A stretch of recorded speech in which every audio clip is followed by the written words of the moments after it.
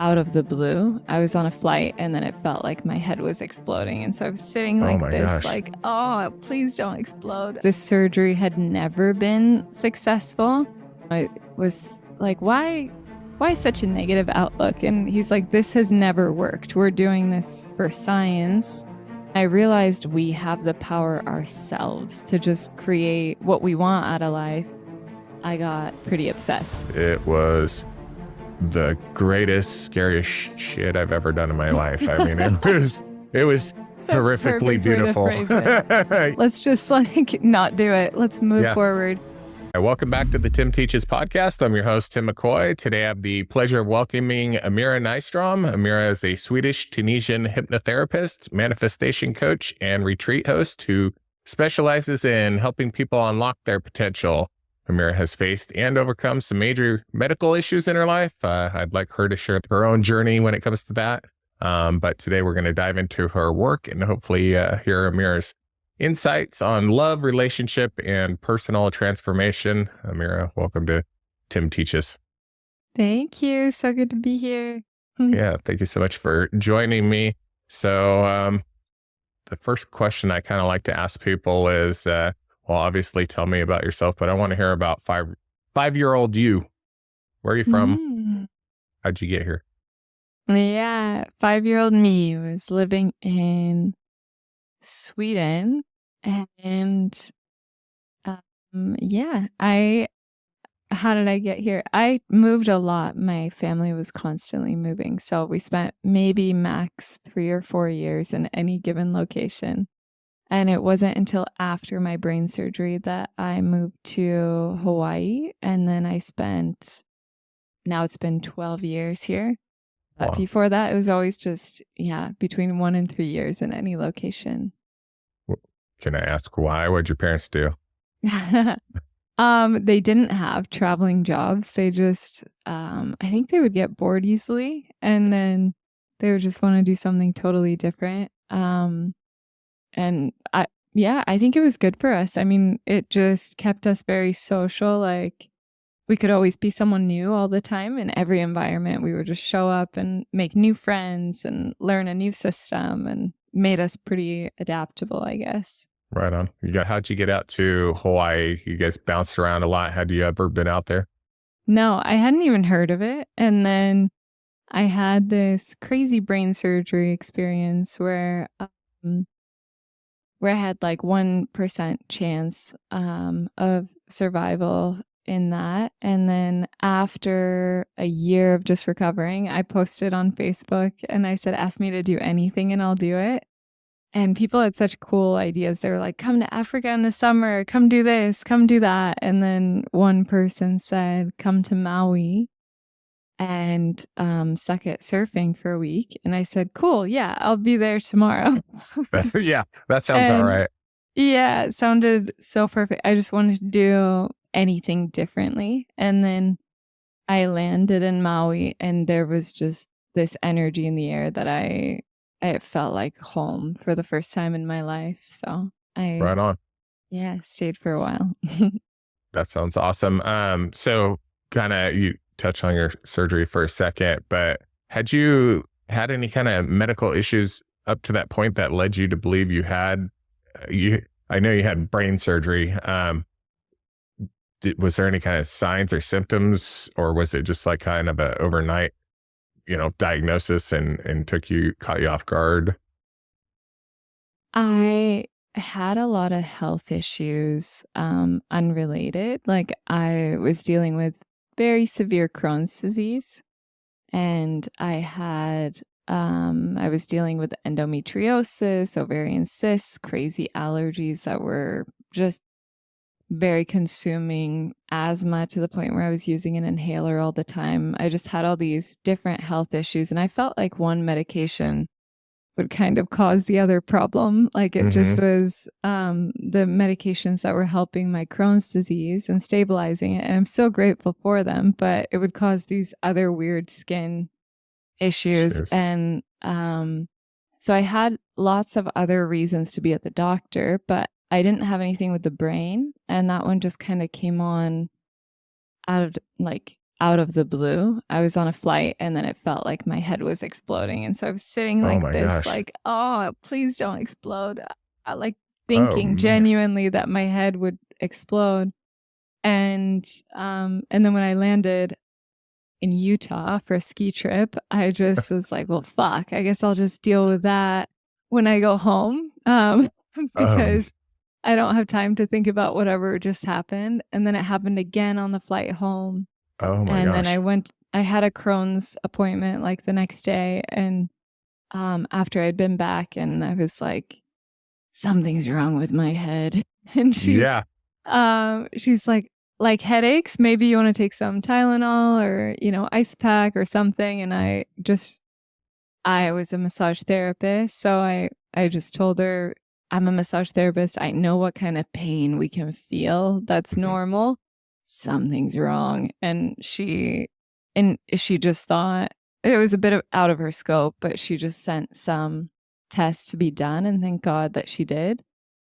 Because after the first test, they were like, we're shocked you're still alive. The Whoa. cyst is too big. You can't bend down or sleep laying down or reach over or do like pretty much anything because it's too big. It would usually have popped already. And but like max you have 2 weeks left to live Oh my if it gosh. lasts that long. And so that was, just kind of unrelated that I was at the doctor's office, because otherwise it would have been longer than that to wait for an appointment to get in. But I feel So really lucky that I had a badass Crohn's doctor. yeah, and went on a flight to Utah. I mean, that Just literally saved your happened life. to, Yeah. Like yeah, things work out sometimes for unknown reasons, and that was for a reason. So exactly, that's yeah. amazing. So you had the surgery. Obviously, you're still alive and well, so you made it through it with a Yeah. 1% chance. Where'd you go for your surgery, and who were those badass doctors? Okay, so shout out to them. The Crohn's doctor is Carly Osk at Swedish, impressive woman. And then the Dr. Raises is, I don't know if he's still practicing. He wasn't, he was towards kind of the tail end when I was there. And it was really hard to get in with him as well, but it was also at Swedish. And it was kind of funny. I mean, not funny, a little twisted before the surgery, because I kept telling him, after the surgery, I'm going to do this, this, and this, and I'm going to travel, and I'm so excited. And he would just look at me and look at my mom, and he wouldn't even acknowledge me. He would just look at my mom and be like, you have to get her to stop this because it's not going to happen. Wow, and, what a guy. and I like left my first appointment saying, what in the world? Like, he can't talk to me like that. And there's no way that I'm just going to have someone work on my head that's that negative. And then my Yeah. mom said, when they don't have social skills, like the neurosurgeons, that's a really good sign. Yeah. That You don't means want the they're like doctor who's really, really good at what they're doing. And I was shocked, but she was right, because this surgery had never been successful. And so I asked him, I was like, why such a negative outlook? And he's like, this has never worked. We're doing this for science. Even if you do come back, you're going to be dealing with, like, it's the brain. So we poke one thing and your face is numb, or your memory's gone, or you're in a wheelchair because your legs aren't moving. Like, it's the brain. And it's pretty hard for us to not poke anything. And just one little poke in the wrong direction and something goes, that's a handicap for life. And so I sat there and I was like, oh God, I cannot believe I'm going to do this. But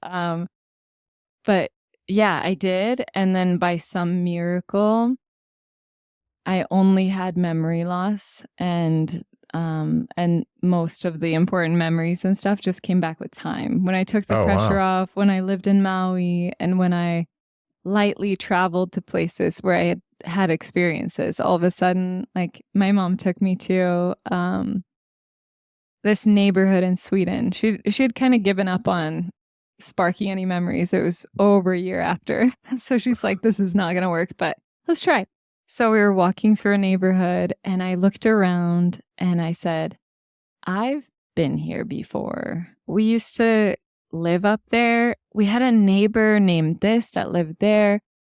We used to play in the backyard and do this and that. And all of a sudden I was speaking Swedish and because I am Swedish, but Yeah. I lost that. And I understood Swedish after that. It was very strange how I could go to places and hug someone and then all the memories would come in through the hug, or go somewhere and just that kept happening, where it was even someone on a hike that just went on and on about this amazing memory that we had. And I just looked at him and I was like, okay, sure, I'll take your word. Like, nice We're to best see you. friends. Yeah, like right on. And then he gave me a hug and then it all came back. And it's like I, in the hug, lived the memory and then the pathway was connected. It was really Whoa. trippy to see how the mind is weird. And right. I mean, that kind of ties into your like manifestation and hypnotherapy. Like, so did that kind of get you going down that road? I mean, not for a while. It was kind of funny. I came back to my neurosurgeon because there's a lot of tests that you have to do after, to check that, are you really in the clear 3 years, 5 years later? But I was. And I told him, you wouldn't believe what my life looks like now. And he said, are you living in the jungle studying the brain? And I was like, oh my God, he's a psychic too. Oh, shit. But really, in reality, he just knew that when, people take two paths where if they get themselves hurt, they either go down the I'm disabled path and then, or they go into hyperfixating on it. And so I thought he was a wizard there for a while, but I did. Yeah. I studied the brain for a long time, belief management and how reality, like what is reality? Because it was just so,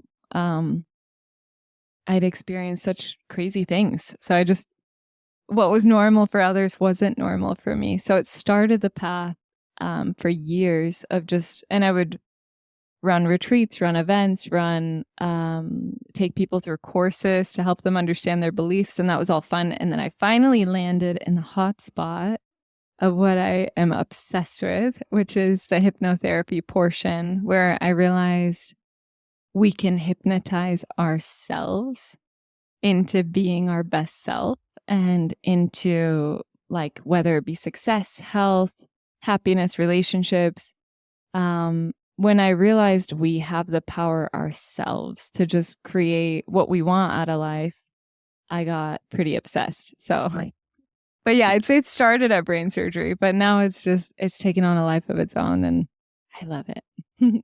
Yeah, well, I've been kind of checking out your Instagram and it looks like you're living your best life over there in Hawaii and you're running retreats and doing all kinds of amazing stuff. Like if you're on the verge of death, you're definitely doing what everybody should do if they've gone down that path, and like you're living your fullest life. It's amazing to check out. I was like, this girl's living her best life. It looks awesome.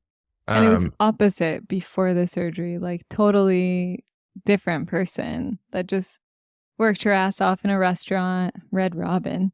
And hey, shout out to Red Robin. I worked there for like 5 years and just hustled all the time. And I had like 7 jobs at that time and just raced around. And then I got to Maui and looked around and everyone seemed to prioritize time over money.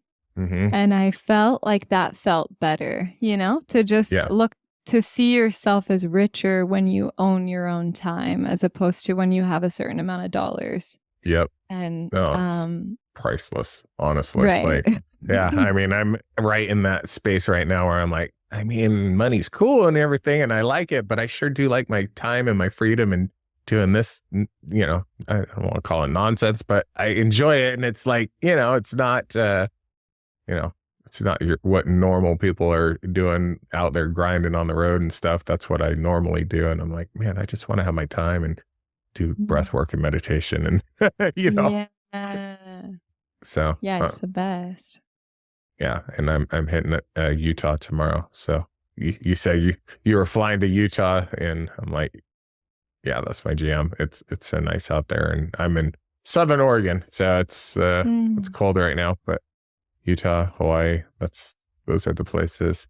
So your retreats, like, what do you For do? skiing as well. I'm just going to hang out. Oh, okay. Yeah. Yeah. We got some family out there, and they're living the good life, and so we're gonna go out there and piggyback off them for a weekend. Nice. So what's your retreat? People coming out to Hawaii? Are people traveling out to you, and what kind of services are you providing for them? Yeah. We do a few different types of retreats. The ones that are out in Hawaii are more based on coming back to yourself.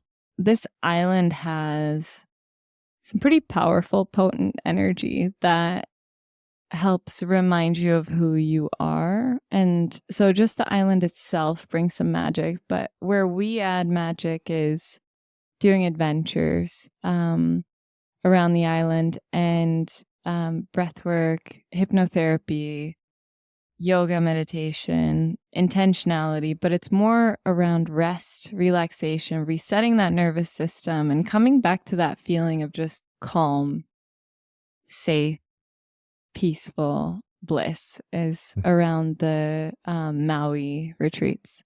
But the upcoming one we have in March is a little bit more about resilience. So we do challenges every day, like crazy challenges, confrontation in every way. It's like physical confrontation, emotional confrontation. We even have an ayahuasca confrontation. All right, let's go. And it's That's my jam. it's like wildly,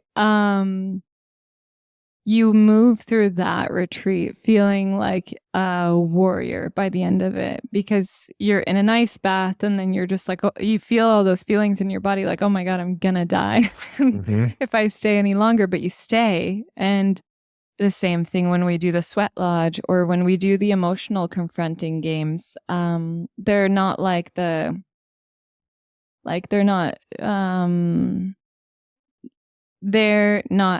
not like sit around, talk about your feelings type stuff. But we play this one game that's really cool where you walk around and you put your hands on somebody that we get prompted to, like put your hands on someone that you think would be a good dad. And that can be pretty confronting when you get that and you didn't think, you're around strangers. Why would they think that I'd be a good dad? And then the next questions may be, put your hands on someone who feels a little bit guarded. And that can be pretty confronting to have, 10 hands on you that see you as guarded when you're at a retreat, So it's not sitting and talking about the feelings. It's more just like confronting the way that you show up in the world and how you're seen. For us, it's pretty powerful and healing to do that. And it changes us a little bit, because maybe we have those realizations like, yeah, but this is, I like being guarded, or, it makes sense, and maybe they stay that way, but most of the time not. Most of the time it just shaves off a little bit of protection and defensiveness. And then they end up sliding into more of who they really are, which is a more empowered, comfortable energy. And then we do, ayahuasca is a pretty crazy confrontation with just who are you, Yeah.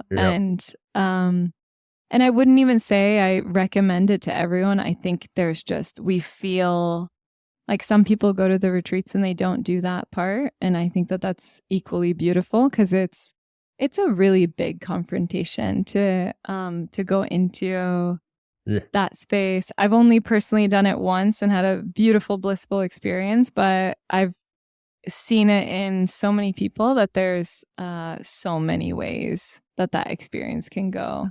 Yeah, it can go a lot of different ways. I've done it 12 times. And oh my goodness. Yeah. So you piqued my interest when you said ayahuasca, because that's the whole reason I'm doing this. Like literally, it changed my life in a week. And I went to Costa Rica and did it. And they do a week-long retreat and they do 4 different ceremonies, and it was the greatest, scariest shit I've ever done in my life. I mean, it was horrifically beautiful. Yeah.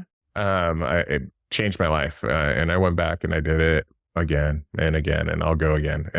Because I went originally to like heal trauma and heal, my own issues, but I learned so much that I wasn't expecting to learn about myself or connect with a higher power or connect with myself. And so it's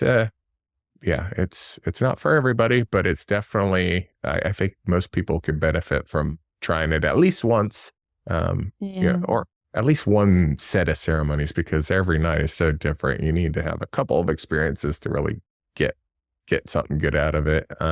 But that's awesome. So do you just do one night ceremony, or is it? We do one night.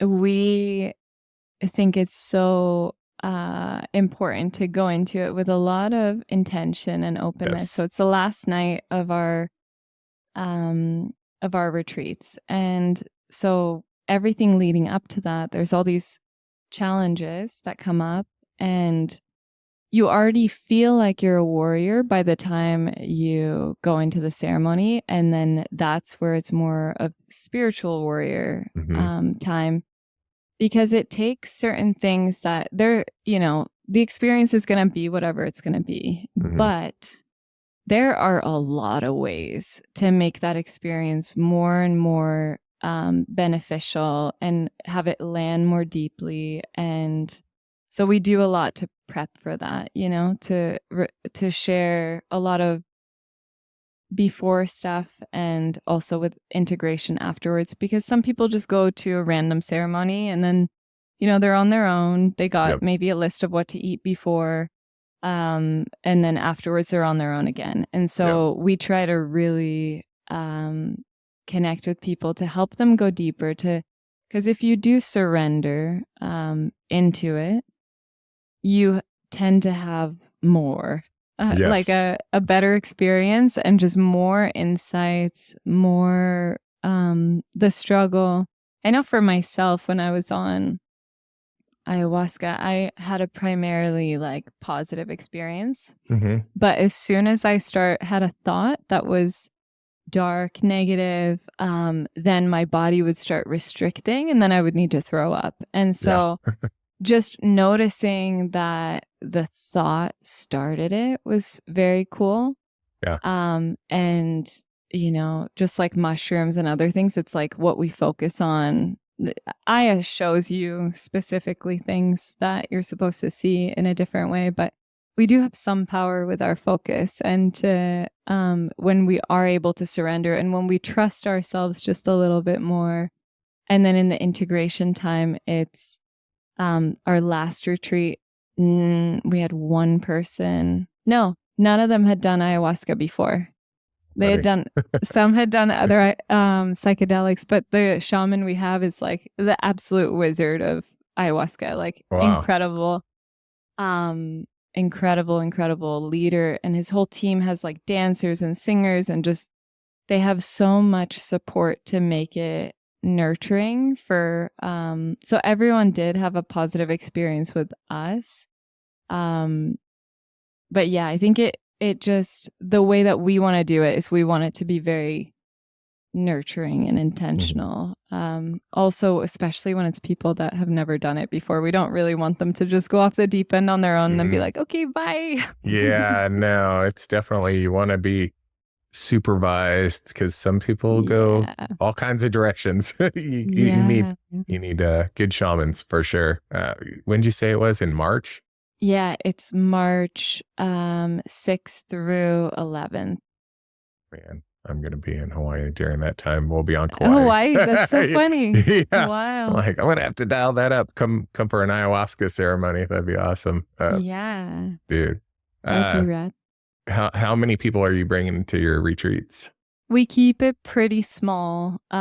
We always keep, these ones, this style. I've ran bigger things that are 100 to 500 people. These are stay 30 or smaller. Yeah. So we kind of get a feel for the group and then we just close capacity. So the last one, we decided that selling out was 22 people because we just felt like that was a good number for for the team. And then we noticed that we had more support. So we decided to make some more spots available. So this next one is 30.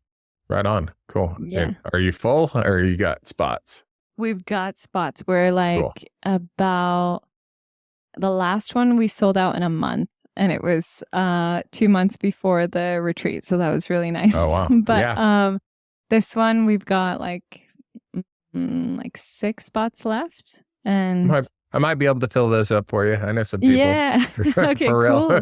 Yeah. That would be awesome. So my brother-in-law is actually he is affiliated with a place in Costa Rica that is like one of the number 1 ayahuasca retreats in the world. So sick. Yeah. They got, they do it every week. They're running, between 50 and 100 people through there at a time. And so it's a big group. It's a lot to manage, but they do an incredible job of it. And so that's how I got kind of hooked up with ayahuasca, because I'd never done any psychedelics or anything before. And he's like, "Hey man, you want to come down here and deal with some of your issues?" Like, sure, I guess, but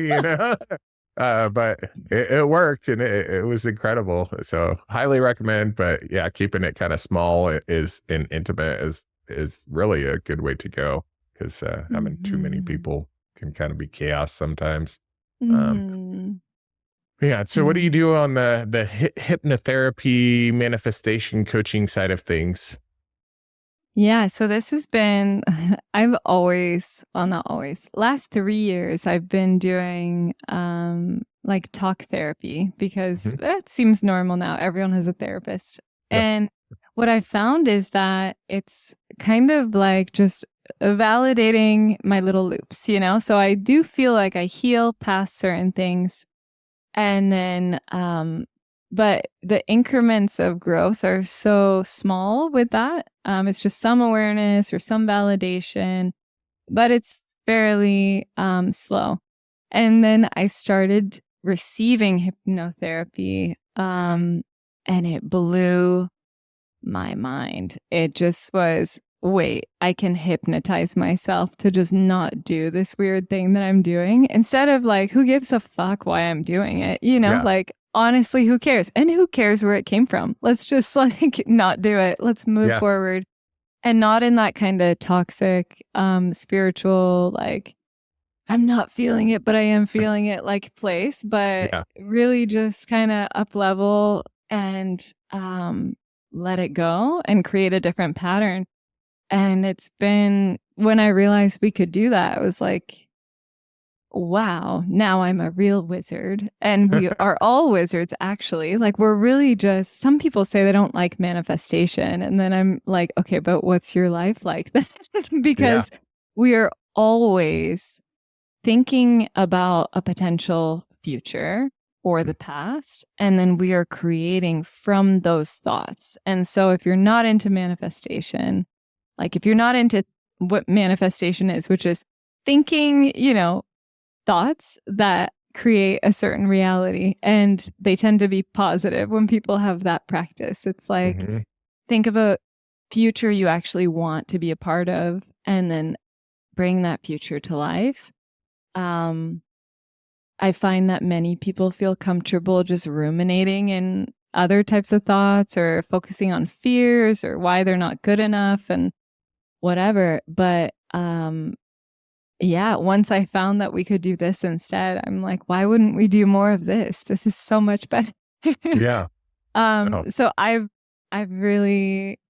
fell in love with it first from just seeing the benefits on myself, and like quitting talk therapy and just bringing an issue to a session and noticing that changed how I show up in the world. I used to be so incredibly anxious, like so nervous about everything, every little, like just so many things. And then I did a few sessions on that and creating more calm inside when I'm doing the things that would normally trigger it. And it's faster. So since I got to hack into that a little bit, it just became a part of what I want to pass forward. Like, man, the world could have it so much easier. I just want to help them with this. And just, if you could, instead of cry and journal all the time over not having confidence, if you could just hypnotize yourself to be confident, it's like, I don't know,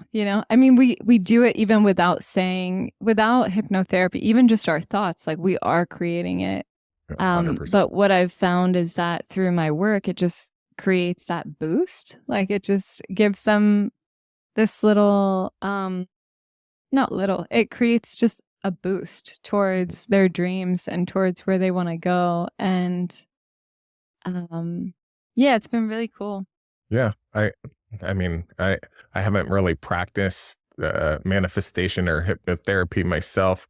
I mean, but I've kind of been doing the manifestation thing where it's like, but you got to be a part of it. You got to create your own reality. You can't just sit around and wish for your reality to change. And that's what I've kind of found. It's like manifestation is doing, the universe or God rewards effort and actually putting in the work to do it. And then those little things build, and you do create that reality that you're dreaming of. And I'm doing it with this podcast. Like I started in October and had basically nobody. And, it's just skyrocketed because I'm putting in the work. It really has, I mean, when I first started, it was nothing.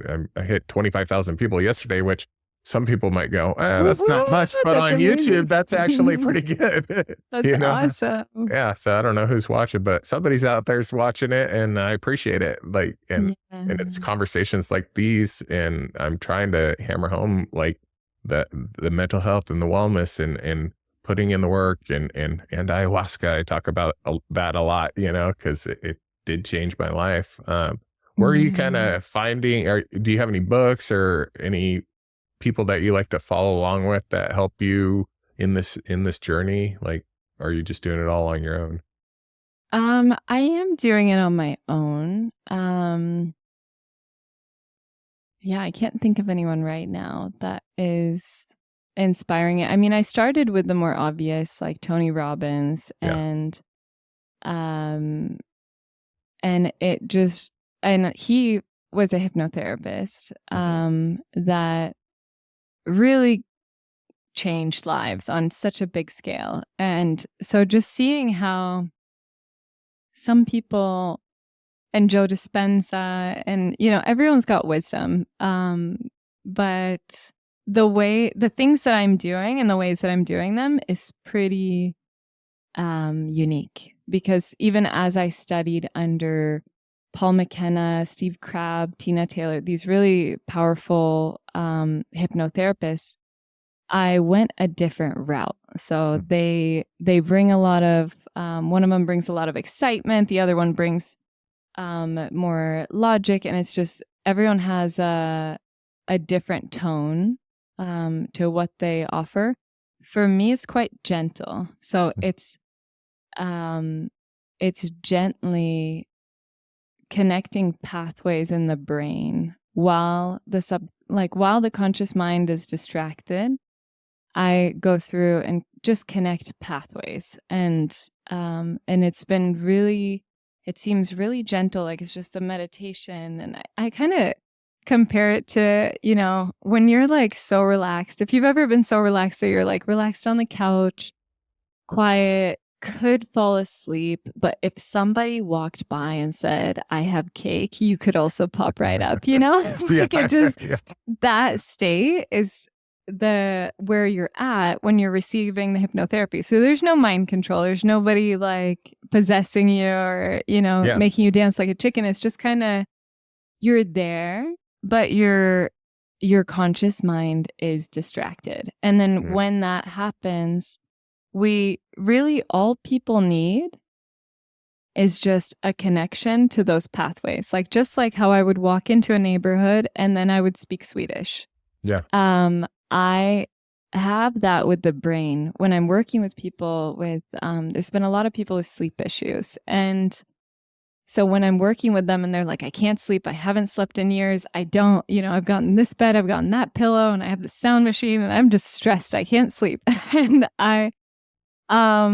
and then we do a session and I just get them relaxed and just give them that permission to fully let go and trust that they're going to wake up alert, ready to go.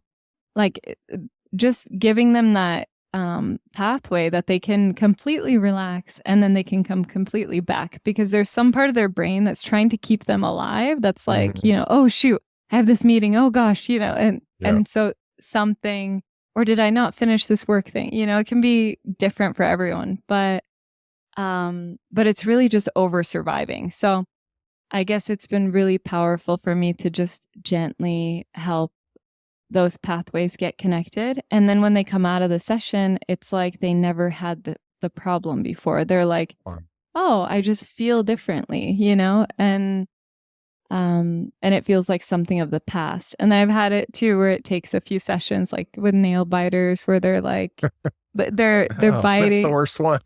Yeah, where they're just like, I've noticed that the first session, they don't go back to biting after the first session, but they might still put their hand in their mouth, and then they might stop putting the hand in the mouth, and they might think about, like, it's just a process, Yeah.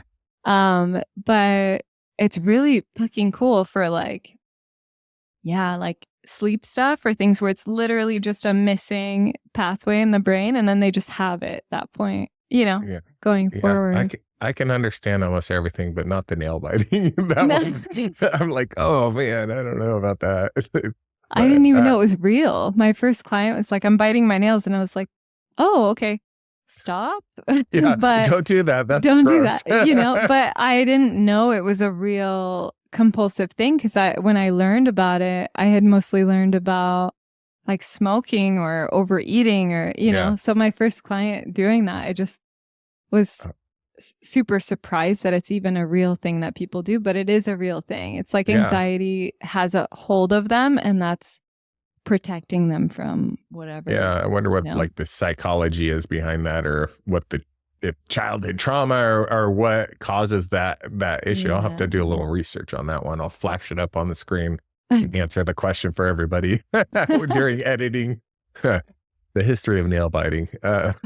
Like manifestation and hypnosis. Like I've been trying to work on like meditation too, and trying to learn what it is, because I've sat there and like closed my eyes and just like, okay, what am I supposed to be doing here? And I'm slowly learning. Like I just had a guy on, and he's like, you're listening for that higher, your higher consciousness, and you can ask it questions and it will give you answers, and it will sound like you, but it's not, and so I'm slowly learning that, and I'm starting to have little conversations in my head. Don't send me off to the, but no, it's pretty cool.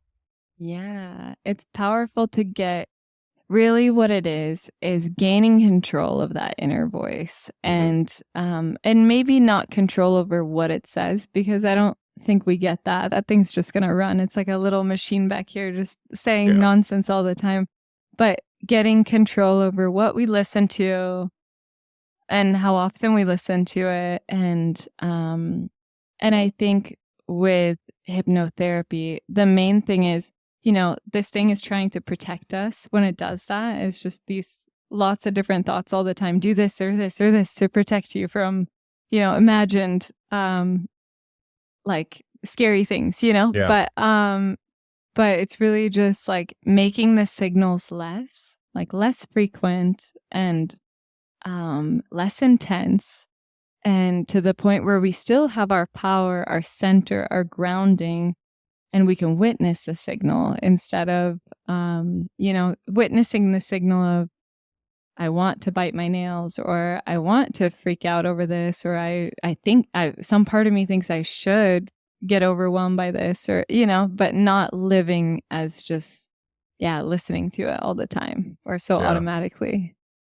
I mean, I just kind of learned, and never really put this together, but anxiety is like worrying about things that might happen to you. And I'm like, Yeah, I guess that's right. It's like it's not even actually happening for the most part. It's what could Yeah. happen in the future. And so now that I think about it that way, it's a lot easier to deal with, and Yeah.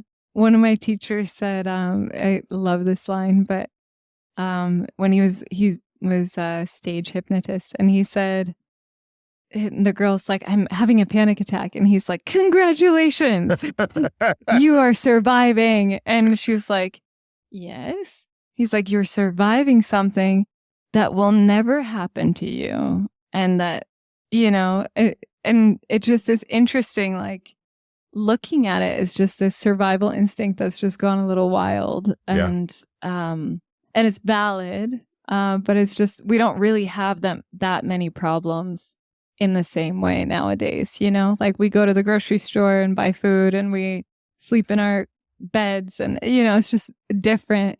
But I think our brains and our body is stuck in something else yeah, where, there's yeah, threats. tens of thousands of years ago, and looking for Yeah. dinosaurs. My wife is terrified of bears, and we were just talking about that today. I'm like, she's like, I was probably killed by a bear in my past life. I'm like, yeah, that probably did happen because it's like irrational fear. Yeah, it's funny.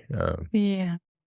But man, everybody's just doing the best we can. But I know that there are practices that people can do to help overcome these fears and anxieties, and psychedelics is one way.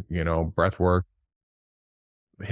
There's a bunch of different ways to help yourself. So if you're dealing with that, you're not stuck. Like there is help out there. You just have to, do a little research and try some different things and see what works for you. Mhm. Totally. Yeah. So, well, what am I missing?